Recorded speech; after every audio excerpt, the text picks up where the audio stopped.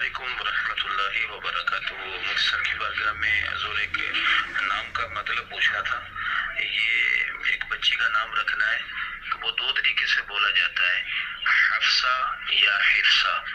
مطلب یہ پوچھنا تھا کہ اس کا ایک تو نام کا معنی کیا بنتا ہے، اور یہ کون سا ٹھیک ہے، یا حفصہ ٹھیک ہے یا حفصہ ٹھیک ہے؟ مطلب اس میں زبر زیر کا فرق آ رہا ہے، تو اس میں تھوڑا سا بتائیے گا۔ السلام علیکم ورحمۃ اللہ وبرکاتہ۔ وعلیکم السلام ورحمۃ اللہ وبرکاتہ۔ نام کے متعلق آپ نے سوال کیا کہ حفصہ نام رکھنا، اس کے بارے میں آپ نے پوچھا کہ ایک تو معنی بتا دیں، دوسرا یہ کس انداز میں یعنی کس تلفظ کے ساتھ بولا جائے گا۔ جی، جو حلق والی ہے اس کے ساتھ حفصہ بولیں گے، اور اس کا مطلب ہے شیر کی بیٹی۔